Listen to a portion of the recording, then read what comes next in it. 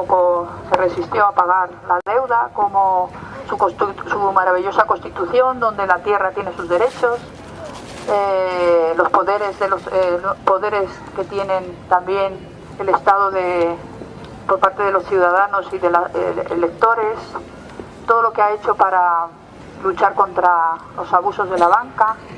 Bueno, y en concreto este tema de la lucha que tienen para evitar pagar, bueno, para que Chevron pague su deuda con el pueblo ecuatoriano por haber contaminado su maravillosa selva. Y bueno, pues unido también, como ha dicho Liliana, pues esta campaña que estamos haciendo para ir contra las multinacionales que expolian a los países y hacen tratados que empobrecen a la población. Entonces nada, todo lo que nos puedas contar, encantadas de escucharte. Bueno, muy buenos días con todos. Mi nombre es Shem Guerrero, soy abogado ecuatoriano, experto en temas ambientales. Estoy justamente el día de hoy aquí por invitación primero de este maravilloso grupo. Quiero agradecerles antes que nada de poder darme este espacio para poderles contar un poco de la realidad que actualmente vive no solo creo el Ecuador, sino todo el mundo. Estamos en un punto de lucha contra los grandes intereses de las transnacionales, estas corporaciones que día a día están movilizando ingentes cantidades de capitales en todo el mundo y que han puesto por delante de los derechos de los seres humanos, de los derechos ambientales y sobre todo de las sociedades, han puesto esos intereses capitales y financieros que se movilizan por el mundo. El día de hoy yo quiero hablarles particularmente del caso Chevron Texaco, y no lo hago como ecuatoriano, ni como abogado, ni como ambientalista. Yo creo que lo hago como un ciudadano más del mundo, porque hoy es Texaco en Ecuador, ayer fue Texaco en Nigeria. Ustedes tuvieron el caso de las costas de acá de Galicia, también de grandes derrames de petróleo. Tienen ahora en las Canarias también intenciones de perforación. Entonces el tema de las corporaciones, sobre todo petroleras en el mundo, y los daños colaterales ambientales que se han ido creando, no son un problema de un país o de un colectivo o de un grupo de personas, es realmente un problema global.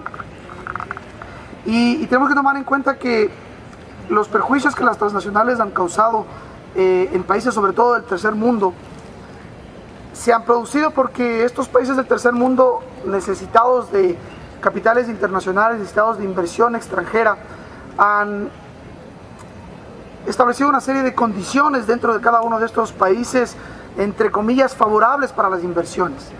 Condiciones de legislaciones ambientales muy básicas, con temas de protección ambiental realmente muy básicos, en las cuales por este deseo de que las inversiones sean atraídas, se han disminuido los estándares, sobre todo de protección ambiental, junto a otros estándares de protección de los derechos de los trabajadores, o incluso cuestiones relativas a impuestos. Particularmente en América Latina, en la década de los 60s y 70s, con las dictaduras que se instauraron en todo el continente y sobre todo en la parte de Sudamérica, el posicionamiento de este discurso de atracción de las grandes inversiones y de intentar establecer condiciones favorables para estas inversiones fue lo que realmente marcó un comienzo de muchas de las grandes injusticias que han hecho las transnacionales en América Latina. Particularmente en el caso del Ecuador, contarles rápidamente que en la década de los 50 se hicieron una serie de exploraciones en la Amazonía ecuatoriana. La Amazonía, bueno, no solo es ecuatoriana, la comparten varios países en América del Sur, y como parte de estas exploraciones lo que se detectó es la presencia de yacimientos petrolíferos en ese entonces, en varios convenios que se suscribieron con la Texaco Gulf, empresa norteamericana.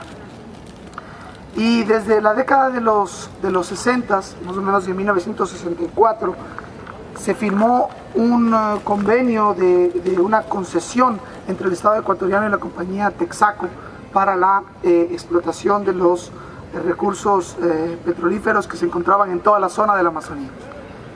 Y de ahí en adelante ha venido todo este caso que ya les voy a entrar a contar en detalle, pero que su importancia radica en todo lo que ha significado los daños que ha producido esta compañía durante los tiempos que operó en la Amazonía ecuatoriana. Y lo más importante es que actualmente la denuncia internacional y sobre todo el juicio histórico que llevan los afectados de la Amazonía ecuatoriana, que están litigando a nivel internacional en varios países para que se haga justicia, es un caso histórico en todo el mundo, porque aquí está en juego no solamente la reparación ambiental y los derechos de las personas afectadas y de las comunidades ecuatorianas afectadas en la Amazonía ecuatoriana, está en juego todo el sistema internacional de derecho y los intereses de las grandes transnacionales. Solamente para que ustedes tengan una idea global de este caso, Chevron Texaco fue condenada por una corte ecuatoriana al pago de 9.500 millones de dólares. Para las personas y los ciudadanos de a pie es una cantidad bastante grande, pero si ustedes toman en cuenta que el presupuesto de la compañía Chevron, al menos la que está declarada en el año 2013, fue de 45.000 millones de dólares. 9.500 millones de dólares realmente resulta una cantidad bastante baja para pagar por esta compañía. No es un problema económico el que tiene de esta compañía al enfrentar una sentencia histórica como la que se pronunció en Ecuador. No es ese el problema que tiene actualmente Chevron Texaco, es el sistema de impunidad internacional.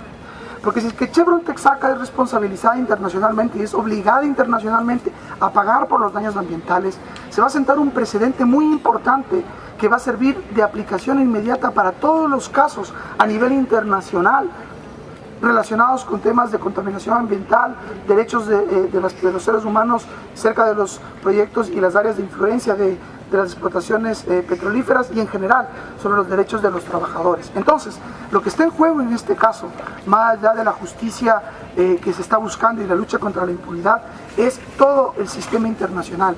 Y estamos a la espera de ver qué es lo que este sistema internacional de derecho va a decir y si es que por primera vez se va a poner de parte de los derechos ambientales y de los derechos de los seres humanos, porque tradicionalmente las grandes corporaciones con sus millones de dólares lo que han hecho siempre es mantener los casos de la impunidad y acallar, simplemente acallar las voces de aquellos de los que protestan. Por eso es la importancia de este caso y por eso creo que tener este tipo de charlas como las que tenemos ahora son las más importantes, porque aunque pareciese que somos pocos, pero la verdad es que no es así. Levantar la voz actualmente, solo para que ustedes tengan un dato, esta lucha la comenzó un grupo de 300 perjudicados de la Amazonía ecuatoriana, 300 indígenas ecuatorianos en 1993, casi 30 años después de que Texaco comenzara, 26 años realmente, 26 años después de que Texaco comenzara sus operaciones en la Amazonía ecuatoriana. Y la inició con un grupo de pobladores ecuatorianos que fueron a las cortes de Nueva York a demandar a esta empresa. Les voy a contar más a detalle el caso un poco más adelante, pero apenas 300 personas y representados por un grupo de 20, entre las cuales se encontraba uno de los abogados más importantes, que es Pablo Fajardo. Él fue premiado por la revista Times como uno de los abogados en temas ambientales más influyentes en el mundo entero, y no por sus méritos personales, creo yo, más por toda la lucha que se ha llevado adelante en este caso. Y fueron 300 personas. Hoy en todo el mundo hay más de 52 comités organizados en todos los países, comités de solidaridad con el caso Chevron Texaco, gente que denuncia en todo el mundo, gente que protesta en todo el mundo. El 21 de abril fue el Día Internacional contra la lucha de Chevron Texaco. Aquí en España, concretamente, desde noviembre del 2003 existe un Comité Español de Defensa de la Amazonía Ecuatoriana. Su página web, y les invito a visitar, es www.cedae.es. Es una página donde está la denuncia de todo el caso y sobre todo donde ustedes pueden encontrar información, notas sobre el avance del caso y donde pueden informarse de toda esta red de solidaridad. Es tan importante la solidaridad en este tipo de casos para que ustedes tengan como ejemplo. Hace algunos años atrás hubo un gran caso de contaminación justamente con Texaco en Nigeria. Y un grupo de gente de Nigeria fue a demandar a la compañía en las cortes holandesas.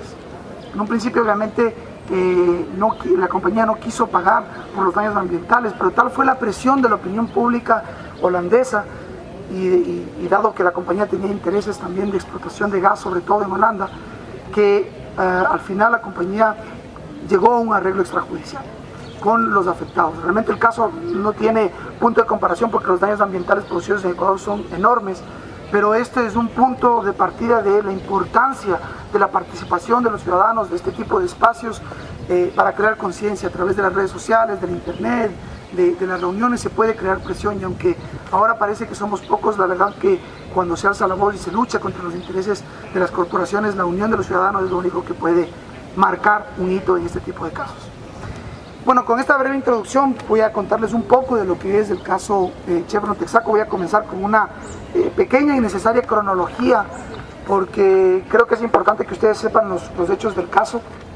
Luego ya hablaremos del tema al final de la exposición hablaremos del tema de los intereses de las transnacionales, qué se está haciendo a nivel del sistema de Naciones Unidas, qué se está haciendo en Latinoamérica, qué está haciendo particularmente el Ecuador, porque hay algunas cosas muy interesantes de las que se puede discutir aquí abiertamente. Bueno, con respecto al caso, contarles que, como les mencioné, en la década de los 50 hubo una serie de proyectos de exploración en la Amazonía ecuatoriana, y en 1964 se produce una firma de un convenio de concesión entre la entonces Texaco Gulf y el gobierno ecuatoriano. Evidentemente el gobierno ecuatoriano para esa década no tenía la tecnología ni tampoco la capacitación técnica para la explotación y exploración de estos recursos en la Amazonía. Entonces esta compañía entró a operar exclusivamente en casi 150.000 hectáreas que le fueron concesionadas para la exploración. Un poco en la exploración petrolera es interesante porque te concesionan un área muy grande de terreno, pero realmente la exploración consiste en ir haciendo perforaciones, como un queso gruyère más o menos, en diferentes puntos, hasta lograr detectar dónde se encuentran los grandes yacimientos. Entonces, desde 1964 hasta 1992, que fue el último año en el que la compañía dejó de operar en el Ecuador, se realizaron una serie de perforaciones dentro de un área que es la provincia de Napo y Sucumbíos, en la parte noreste del Ecuador. El Ecuador es un país que está dentro de América del Sur, en la parte entre Colombia y Perú, y es un país bastante pequeño, pero en la parte de la zona noreste están estas dos provincias donde está toda la zona de la Amazonía ecuatoriana, y en esta zona, si ustedes ven el mapa del Ecuador, es una zona de selva virgen, selva tropical, selva amazónica, y la concesión fue sobre la selva amazónica.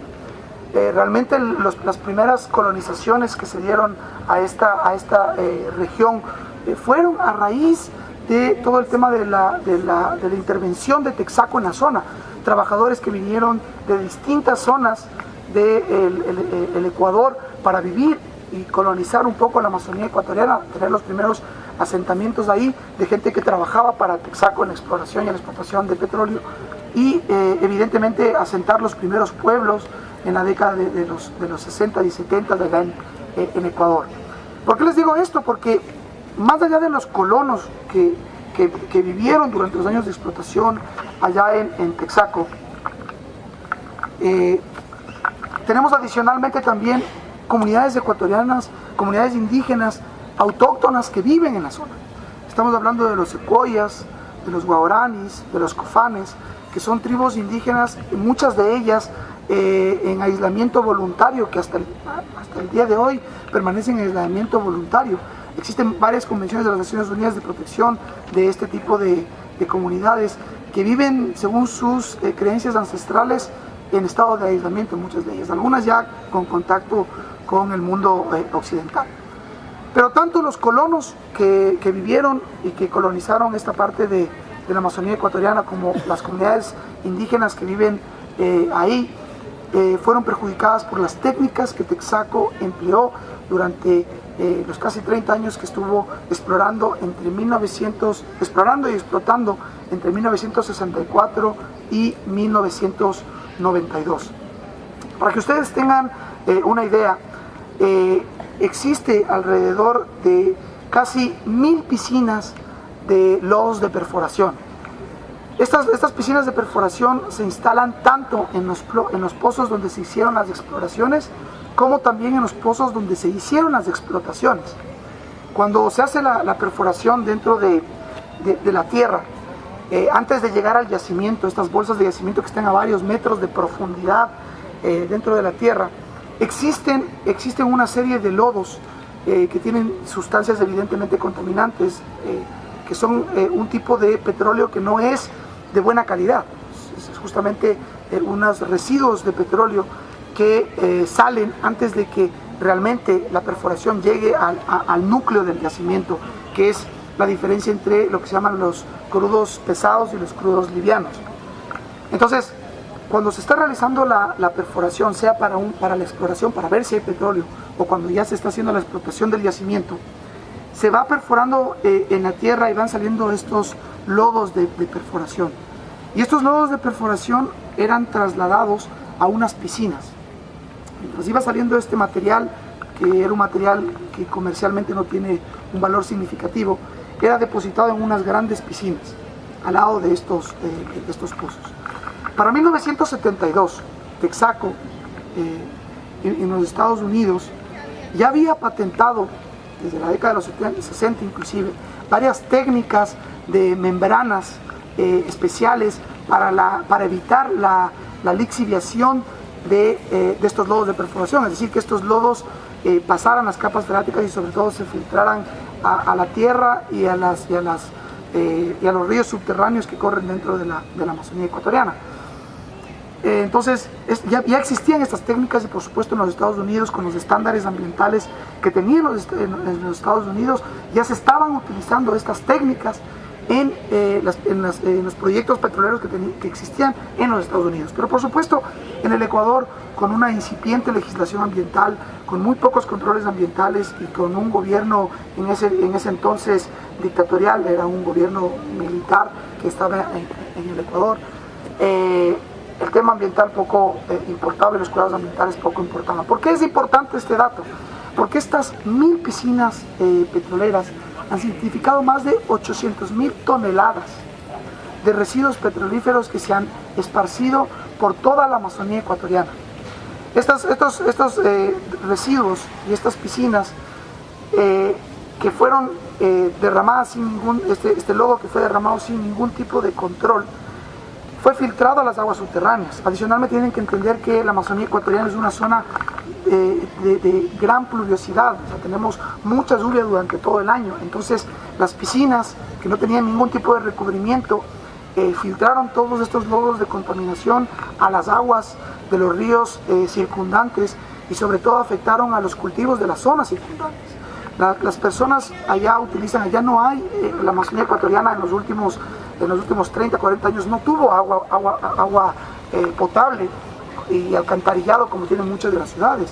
Realmente las fuentes de agua eran fuentes de agua directas, las personas bebían de los ríos, cultivaban de los ríos, daban de alimentar y sobre todo beber a sus animales de los ríos. Entonces aguas de arriba se contaminaban los ríos, aguas de abajo, se demostró dentro del proceso que se siguió en el juicio que les voy a contar más adelante cómo fue el proceso. Se demostró con varias tomas de muestras y con varios peritajes científicos, tanto de la compañía como de los afectados y de los indígenas afectados, se mostró científicamente que había grandes concentraciones de benceno en las aguas. 30 años después de que Texaco saliera, estamos hablando de que en la década de los 90 salió del Ecuador, de cumplir con sus operaciones, y tenía ya 20 años de explotación. Estamos hablando de 40 años después de que se hicieron esas piscinas, 40 años después de que se hicieron las perforaciones, aún persiste en la zona contaminación. Y lo más grave del asunto es que no hay una vinculación directa aprobada dentro del proceso, pero sí dentro de toda la zona de influencia existen grandes, en proporción con el resto de la población ecuatoriana, es una grave incidencia de cáncer en la población, sobre todo cáncer a la piel. Y este cáncer se ha detectado como una de las causas, la contaminación que existe por sobre todo las altas concentraciones de benceno y otros metales pesados que existen dentro de sobre todo los ríos y algunas zonas dentro de las circundantes a los proyectos donde se hicieron la explotación. Entonces, realmente la consecuencia y el impacto para el medio ambiente, para las poblaciones que viven ahí en el Ecuador y sobre todo en esta zona de la Amazonía fue un impacto muy fuerte. Estamos hablando de personas muertas por cáncer, animales y plantaciones totalmente contaminadas. Hay zonas donde incluso por todo el tema de gases que existen dentro de las piscinas, hasta el día de hoy se producen incendios voluntarios, emisiones voluntarias que afectan a las poblaciones circundantes y por supuesto el impacto ambiental tremendo. Para que ustedes tengan idea, la Amazonía ecuatoriana y concretamente esta parque de Sucumbíos y Orellana y Napo, que son las provincias afectadas, se encuentra un parque nacional que es el Parque Nacional de Yasuní. Posiblemente ustedes hayan escuchado del Parque Nacional de Yasuní. En el Parque Nacional de Yasuní se concentra por kilómetro cuadrado la mayor biodiversidad de especies en el mundo por kilómetro cuadrado. Hay más cantidad de especies de insectos y mamíferos solo en el Parque Nacional Yasuní que en muchas de las reservas naturales de los Estados Unidos o que en muchas de las reservas naturales de aquí de Europa. Entonces la biodiversidad por kilómetro cuadrado solo en la zona del Yasuní, que es una de las zonas afectadas por las explotaciones y en general en la Amazonía ecuatoriana, es tremenda. A raíz de todos estos problemas, en 1992, la compañía lo que hace es terminar las operaciones en el Ecuador. En 1993, como les dije, un grupo de 300 indígenas amazónicos conformaron el Frente de Defensa de la Amazonía. Este Frente de Defensa de la Amazonía fue a las Cortes de Nueva York, concretamente al distrito en Columbia, para poder plantear una demanda por los daños ambientales ocasionados por Chevron Texaco ante la justicia norteamericana. ¿Por qué lo hizo esto? Porque según la legislación norteamericana, las empresas norteamericanas que hacen cualquier tipo de o que tienen intereses en otros países tienen la capacidad de ser demandadas en los Estados Unidos porque ahí se supone que se garantizan de mejor manera sus derechos como norteamericanos.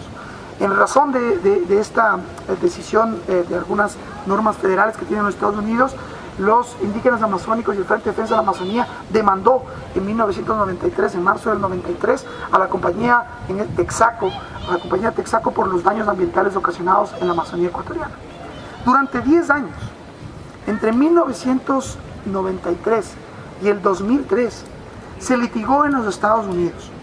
Aquí un dato importante: en el 2001 se dio la compra por parte de Chevron de la corporación Texaco. O sea, Texaco dejó de existir como persona jurídica, como persona legal, y fue absorbida por Chevron, con todos obviamente con sus activos, con sus pasivos, con sus derechos y con sus obligaciones, y fue adquirida por Chevron en el 2001. En el 2003, desde 1993 hasta el 2003, durante 10 años, se litigó en los Estados Unidos. Pero no se litigó respecto del caso ni de los daños ambientales.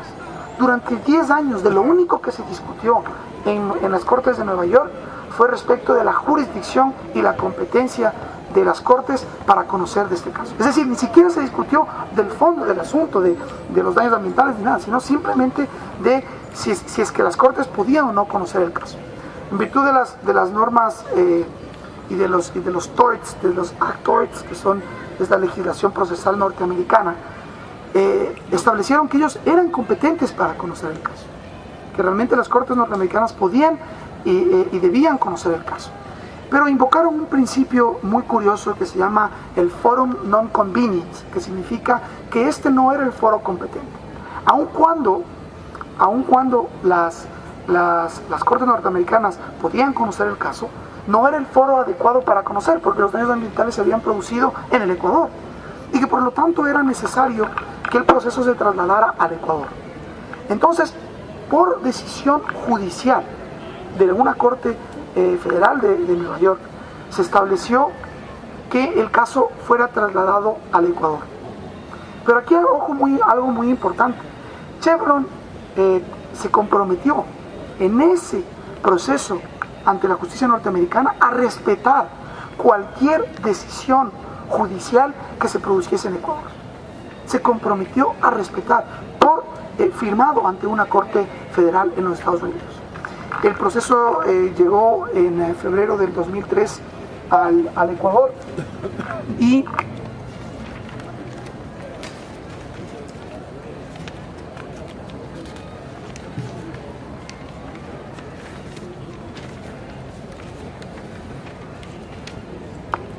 el proceso inició en el 2003. Hasta el 2012, hasta marzo del 2012, se litigó en el Ecuador. 10 años de litigio en el Estado ecuatoriano, en la Corte Provincial de Sucumbíos en Ecuador. Sucumbíos de esta provincia que les decía en el noreste ecuatoriano, donde se dieron la mayor cantidad de afectaciones. Durante estos 10 años de litigio en el Estado ecuatoriano, se hicieron una serie de peritajes, análisis técnicos de parte y parte, tanto Chevron puso a sus expertos como el Frente de Defensa de la Amazonía puso a sus expertos. Es decir, se trataba de un juicio entre particulares, entre Chevron, empresa norteamericana, que ya no tenía, ya les voy a contar al respecto de esto, que ya no estaba presente en el Ecuador, pero que tenía sus representantes legales, y el Frente de Defensa de la Amazonía. Durante 10 años se hicieron una serie de peritajes. Evidentemente no se pudieron visitar las 1000 piscinas, porque el área donde están estas distribuidas es un área muy grande. Se hicieron muestras de aproximadamente unas 390 piscinas, pero en base a las conclusiones de los informes se demostró fehacientemente todos los daños ambientales ocasionados y que les conté anteriormente. Y en virtud de todos estos daños ambientales, se discutió básicamente durante todo el proceso cuál era la responsabilidad de esta compañía dentro del caso. Un poco para que ustedes sepan brevemente, porque este es un caso realmente muy grande, estamos hablando de 20 años de litigio dentro del Ecuador, y ya les voy a hablar, seguimos ya más de 5 años de litigio fuera del Estado ecuatoriano, entonces es un caso bastante complejo desde el punto legal, pero hay ciertos hitos o ciertas cosas importantes que tienen que tomar en cuenta. En 1992, Texaco termina las operaciones en el Ecuador. Entre 1992 y 1998, el Estado ecuatoriano hizo una serie de revisiones a las condiciones en las que la compañía se retiró de la Amazonía ecuatoriana. La Contraloría General del Estado, que es un órgano parecido al Tribunal de Cuentas español, hizo una serie de inspecciones, y en algunos informes emitidos entre 1993 y 1994, la Contraloría General del Estado determinó que existían daños ambientales y que había una necesidad de reparación de estos daños ambientales. En 1995, por orden y solicitud del gobierno ecuatoriano, Chevron hizo una remediación, entre comillas, de la zona.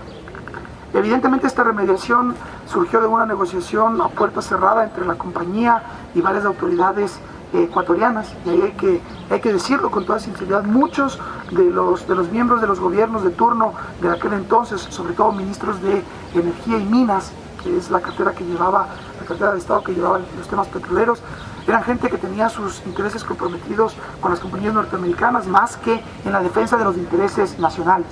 Se ha demostrado, y lamentablemente aún están pendientes de persecución por la vía penal, casos de corrupción en los cuales muchos de los funcionarios ecuatorianos fueron sobornados por la compañía Chevron Texaco. Incluso dentro del proceso que existe en las Cortes ecuatorianas hay un documento muy interesante, y es un memorándum que escribe el jefe, o digamos el director general de Texaco en Ecuador al director general de Texaco en Nueva York, en el cual habla de los montos y del dinero que había entregado a varios de los funcionarios del gobierno ecuatoriano como coimas.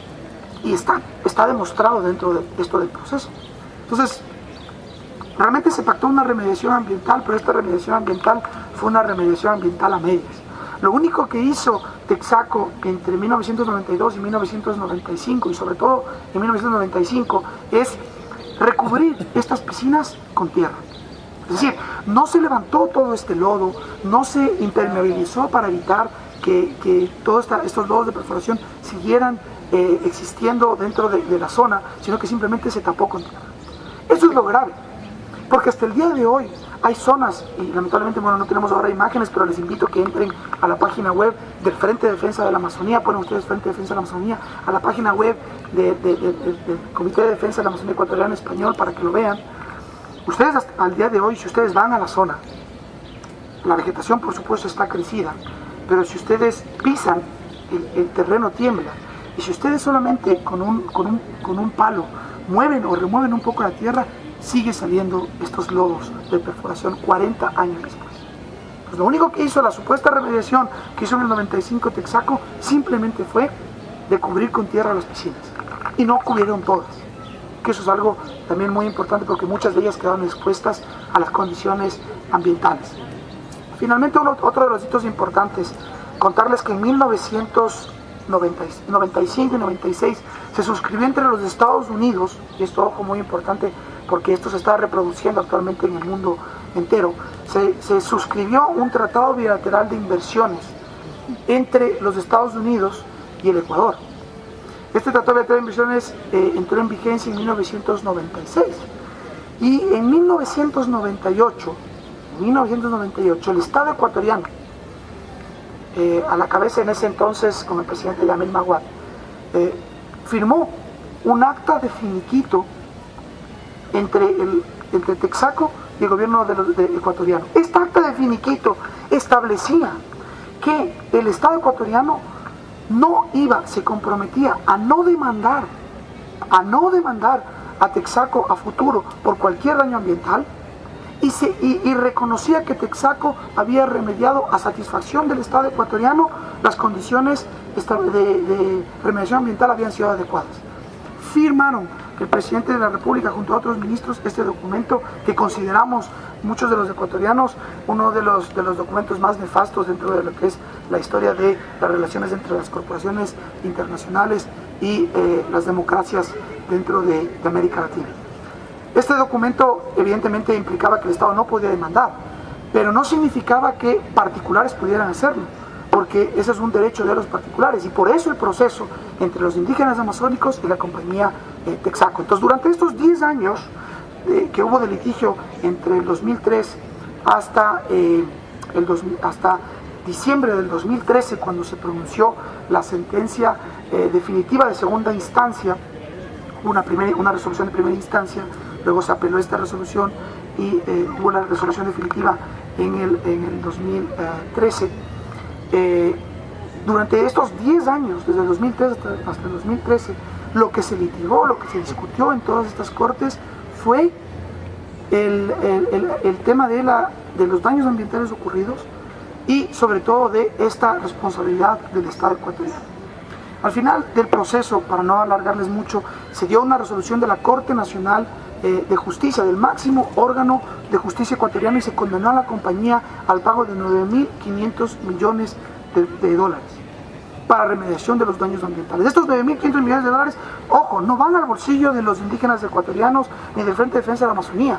Según las órdenes judiciales, se debe constituir un fideicomiso para que el fideicomiso que administre directamente esos dineros para la reparación de los daños ambientales y sobre todo para saneamiento y salud de todas las personas dentro de las áreas perjudicadas. Hasta aquí el caso, y parecía razonable que en virtud de lo que se comprometió la compañía Chevron en el 2001 y 2002 ante las cortes norteamericanas debía haber cumplido. Fue condenada, cumpla con la sentencia, pero esto no fue así. Aquí surgen tres escenarios interesantes a nivel internacional que les voy a resumir muy breve. Es algo muy grande, pero realmente les voy a resumir tres escenarios que surgieron, que son muy importantes de lo que está pasando actualmente con el caso. Chevron, desde el 98, que realmente dejó de tener cualquier tipo de representación en el Ecuador, no tiene activos en el Ecuador. Realmente cuando se emitió la sentencia de la Corte Nacional y los perjudicados ejecutaron esa sentencia en el Ecuador, lo único que encontraron en una de las cuentas fue $50.000 en una cuenta en uno de los bancos en el Ecuador, que eso es absolutamente nada dentro de lo que estamos hablando. Entonces, el Frente de Defensa de la Amazonía lo que inició es una serie de procesos de ejecución de la sentencia en otros países. Ustedes deben saber que hay convenios internacionales entre países para que la sentencia o la decisión judicial de un país sea reconocido en otros países. Entonces los afectados del Frente de Defensa de la Amazonía iniciaron procesos de ejecución de sentencia en Argentina, en Brasil y en Canadá. ¿Por qué en estos lugares? Porque en estos lugares Chevron tiene activos y tiene activos muy importantes. Evidentemente en los Estados Unidos era un terreno muy difícil, y ya les voy a explicar por qué, para accionar una sentencia, el reconocimiento de una sentencia. Así que, brevemente, en Argentina, el proceso tras varias etapas de litigio llegó a la Corte Nacional de Justicia Argentina. Un dato importante, que es político y legal. En las dos primeras instancias se había reconocido que la sentencia debía ejecutarse e incluso se emitió una orden de embargo de los bienes de Chevron en Argentina. Resulta que el proceso llegó a la Corte Nacional. Por aquel entonces recordarán que hubo una gran polémica por Repsol YPF. Repsol, compañía española que operaba en Argentina. Argentina dio por terminado el contrato que tenía de operación con Repsol. Bueno, Repsol fue expulsada de Argentina y adivinen quién alzó la mano para poder entrar a Argentina a explotar los recursos, sobre todo gasíferos que tienen ahí, Chevron. Y resulta que de haber ganado dos instancias legales, cuando el caso llegó a la Corte Federal Argentina, que es el máximo órgano, la decisión fue contraria. Al gobierno argentino hay una presunción, evidentemente esto no está demostrado, pero hay una gran presunción de que gracias a las presiones de Chevron y el lobbying que ellos tienen, y sobre todo los intereses que se manejaban en Argentina, este caso terminó siendo desechado por la Corte Nacional, la Corte Federal Argentina. En Brasil se han ganado dos instancias, está pendiente todavía la instancia ante la Corte Federal brasileña. Ahí se ganó en primera instancia, se perdió en la segunda instancia, está todavía pendiente a ver cuál va a ser esta resolución. Parece que hay muy buenas perspectivas, pero realmente en Brasil también es muy complicado, porque ahí está Petrobras, que es otra compañía brasileña muy importante, porque además tienen que entender que todo esto de las compañías petroleras son como un club de amigos, entonces se apoyan y hay un lobby muy poderoso ahí, entonces hay que ver cómo van las cosas. En Canadá está esto ante las Cortes de Ontario. Allá solo hay una sola única instancia, y luego la Corte Federal todavía se está discutiendo en esta primera instancia el caso, pero en Canadá todavía está pendiente la decisión de los jueces canadienses de si aceptar o no aceptar la ejecución de la sentencia, porque hay un antecedente de lo que les hablaba del segundo escenario. Esto es lo que es la ejecución de la sentencia: Brasil, Argentina y Canadá. Fuera de esto, resulta que hay un siguiente escenario paralelo a todo esto, y dice Chevron en el 2010, se da cuenta que todo el movimiento de los perjudicados está realmente surtiendo efectos y está haciendo mover el piso a la compañía y está realmente perjudicándoles. Iniciaron una campaña de comunicación agresiva, miles y miles de millones de dólares para tergiversar todo lo que se ha hecho. Resulta que en los Estados Unidos existe una ley federal que se llama la ley RICO, Racketeer Corrupt Organizations Act, que es una ley que protege a las compañías norteamericanas de actos de extorsión. Y resulta que Chevron demanda en las cortes norteamericanas a los abogados del Frente de Defensa de la Amazonía por chantaje, extorsión y sobre todo por falsificación de documentos ante las cortes ecuatorianas. Este recurso fue perdido y ya se condenaron a los abogados en primera instancia, todavía está pendiente de resolución, pero aquí lo que se demuestra es que las compañías norteamericanas, por todo el sistema norteamericano, acusan. O sea, las víctimas se convierten en verdugos, y es que es terrible. Fueron supuestamente acusados de corrupción y extorsión, de querer extorsionar a la compañía. Entonces, por este juicio que está aún pendiente de resolución en Estados Unidos, no se resuelven otros en el mundo. Ese es el segundo escenario. Y finalmente, para dejarles en paz, porque este tema, como les digo, es muy grande, pero sí es muy interesante, hay un tercer escenario.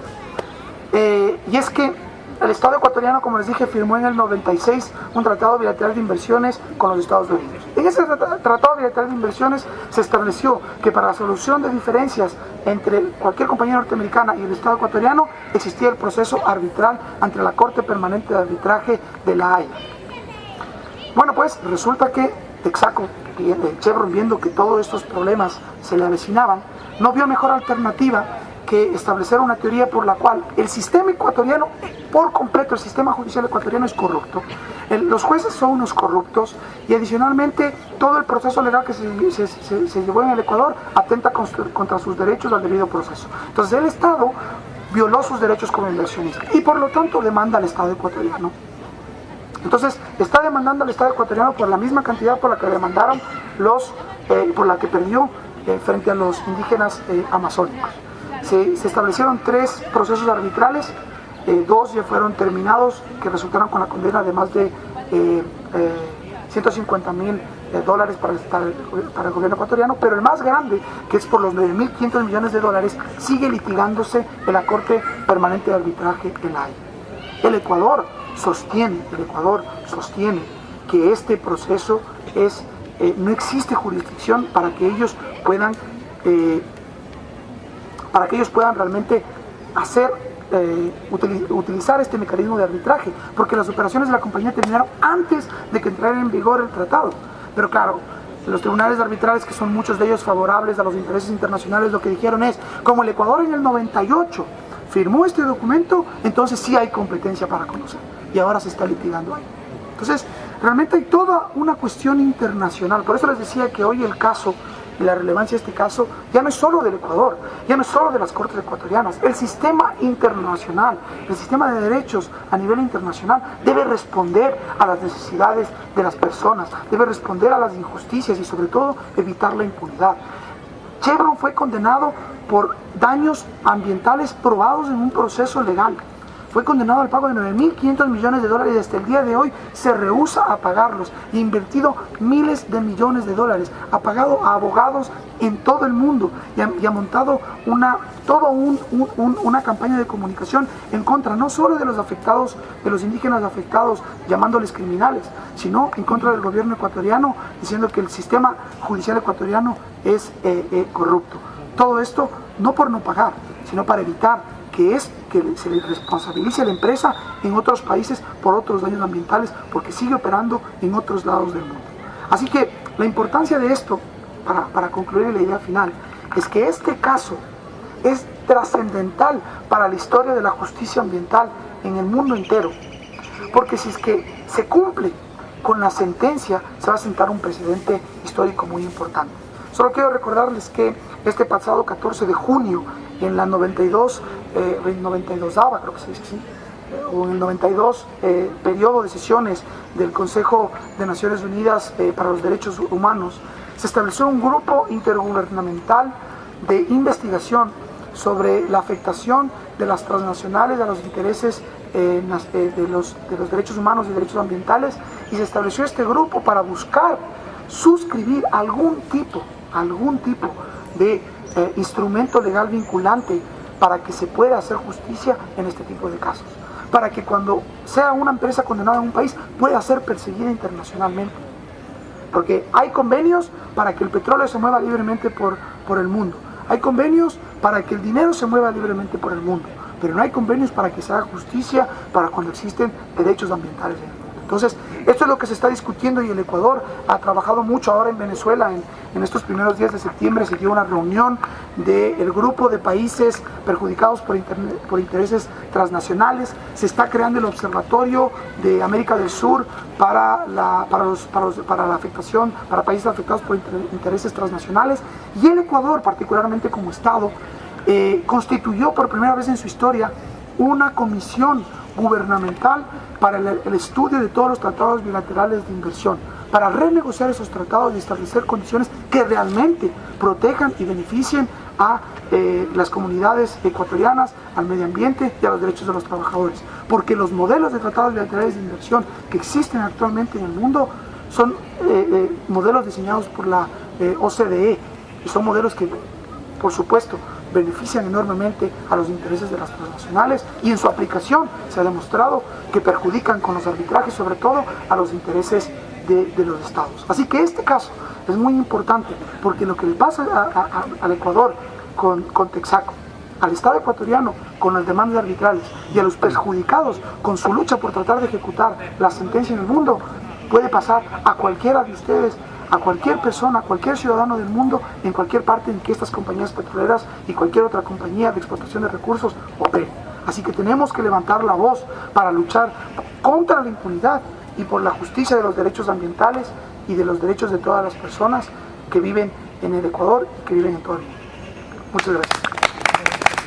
Los perjuicios que las transnacionales han causado en países sobre todo del tercer mundo se han producido porque estos países del tercer mundo, necesitados de capitales internacionales, necesitados de inversión extranjera, han establecido una serie de condiciones dentro de cada uno de estos países, entre comillas, favorables para las inversiones.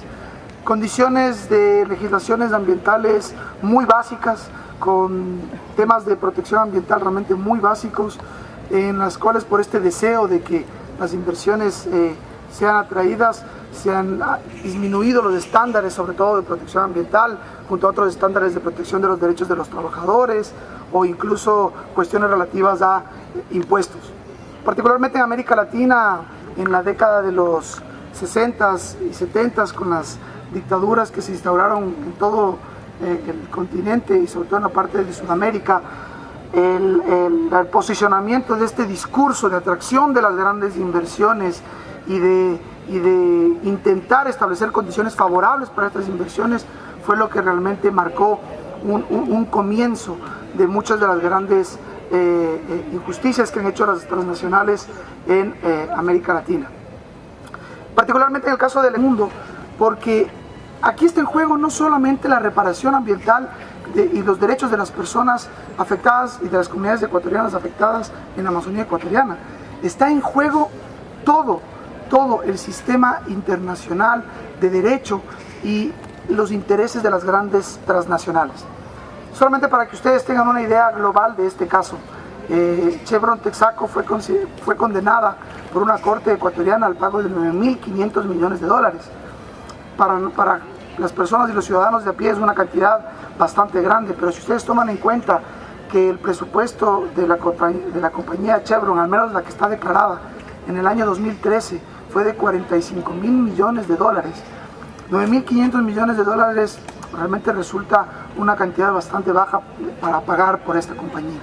No es un problema económico el que tiene de esta compañía al enfrentar una sentencia histórica como la que se pronunció en Ecuador. No es ese el problema que tiene actualmente Chevron Texaco, es el sistema de impunidad internacional. Porque si es que Chevron Texaco es responsabilizada internacionalmente y es obligada internacionalmente a pagar por los daños ambientales, se va a sentar un precedente muy importante que va a servir de aplicación inmediata para todos los casos a nivel internacional relacionados con Ecuador. Contarles rápidamente que en la década de los 50 se hicieron una serie de exploraciones en la Amazonía ecuatoriana. La Amazonía, bueno, no solo es ecuatoriana, la comparten varios países en América del Sur. Y como parte de estas exploraciones, lo que se detectó es la presencia de yacimientos petrolíferos. En ese entonces, en varios convenios que se suscribieron con la Texaco Gulf, empresa norteamericana. Y desde la década de los 60, más o menos en 1964, se firmó un convenio de una concesión entre el Estado ecuatoriano y la compañía Texaco para la explotación de los recursos petrolíferos que se encontraban en toda la zona de la Amazonía. Y de ahí en adelante ha venido todo este caso que ya les voy a entrar a contar en detalle, pero que su importancia radica en todo lo que ha significado los daños que ha producido esta compañía durante los tiempos que operó en la Amazonía ecuatoriana. Y lo más importante es que actualmente la denuncia internacional y sobre todo el juicio histórico que llevan los afectados de la Amazonía ecuatoriana, que están litigando a nivel internacional en varios países para que se haga justicia, es un caso histórico en todo el mundo. Se resistió a pagar la deuda, como su maravillosa constitución, donde la tierra tiene sus derechos, los poderes que tienen también el Estado por parte de los ciudadanos y de los electores, todo lo que ha hecho para luchar contra los abusos de la banca.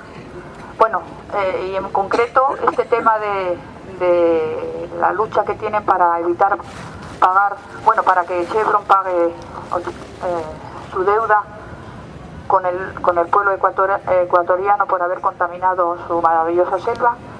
Y bueno, pues unido también, como ha dicho Liliana, pues esta campaña que estamos haciendo para ir contra las multinacionales que expolian a los países y hacen tratados que empobrecen a la población. Entonces nada, todo lo que nos puedas contar, encantadas de escucharte.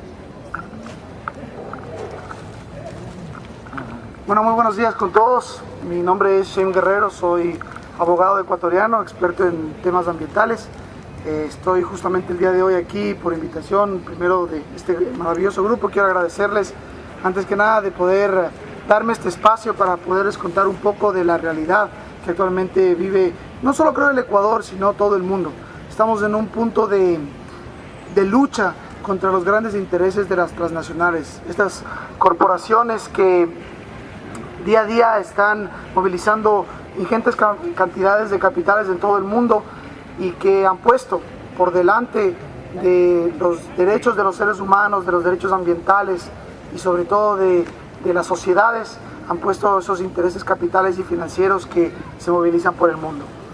El día de hoy yo quiero hablarles particularmente del caso Chevron Texaco, y no lo hago como ecuatoriano, ni como abogado, ni como ambientalista. Yo creo que lo hago como un ciudadano más del mundo, porque hoy es Texaco en Ecuador, ayer fue Texaco en Nigeria. Ustedes tuvieron el caso de las costas de acá de Galicia, también de grandes derrames de petróleo. Tienen ahora en las Canarias también intenciones de perforación. Entonces el tema de las corporaciones, sobre todo petroleras en el mundo, y los daños colaterales ambientales que se han ido creando no son un problema de un país o de un colectivo o de un grupo de personas, es realmente un problema global. Y tenemos que tomar en cuenta que